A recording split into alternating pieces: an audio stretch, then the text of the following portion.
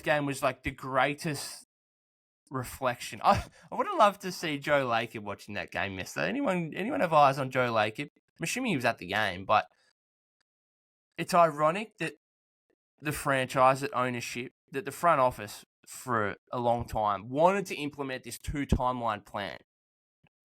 Right. That just didn't work, unfortunately. They wanted to have Steph, Clay, Draymond, and they also wanted to have Poole, Wiseman, Kuminga, Moody. And at the end of the last season, they'd had enough. Wiseman goes to Detroit for Gary Payton II. Poole goes to Washington for a 38-year-old Chris Paul. And it's like, the 2-timeline plan is over. We are going in for the now. Oh, hang on a second. Just wait up. Just wait a second. Because yesterday's game was what Joe Lacob would have been envisaging for years.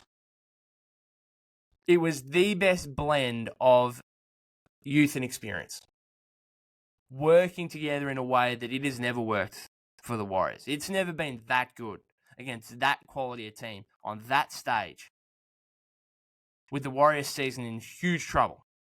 It's never worked like that, where you've got the closing lineup is the core or veteran trio of Steph, Clay, and Chris Paul, along with third-year forward Jonathan Kuminga and a rookie center in Trayce Jackson-Davis.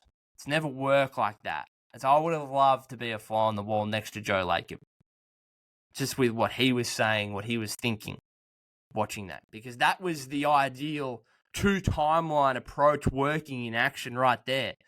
And it's so ironic that, hey, the Warriors try to go away from that in the offseason, and yet this season, you've got 2 rookies that have come in who are earning like 30 minutes a game almost. Like, Pods would have played probably 30 minutes again had he not got injured in the first half. He's been playing 30 minutes consistently in the last few games. And now Trayce is playing 28.5 minutes against arguably the best team in the league. It's quite unbelievable. But the one thing I want to say about JK, because he played well, especially in the first half, huge second quarter. And then made some plays down the stretch.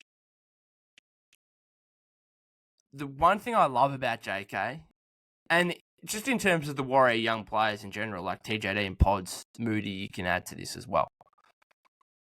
I think they actually lift in the big games. Like, I actually think they're better in the big games. Like, this was a marquee matchup, again, as I said, against arguably the best team in the league. And it's become a little bit of a trend for me. Like, JK does step up in the big moments in the big games, and he plays better.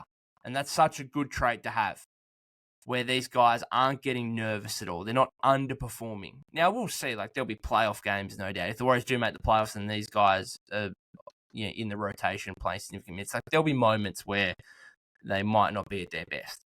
But that's just natural for every player, even the best. Like, we've seen Steph be less than himself in the playoffs. We've seen LeBron be far less than himself in the playoffs if you go all the way back to 2011.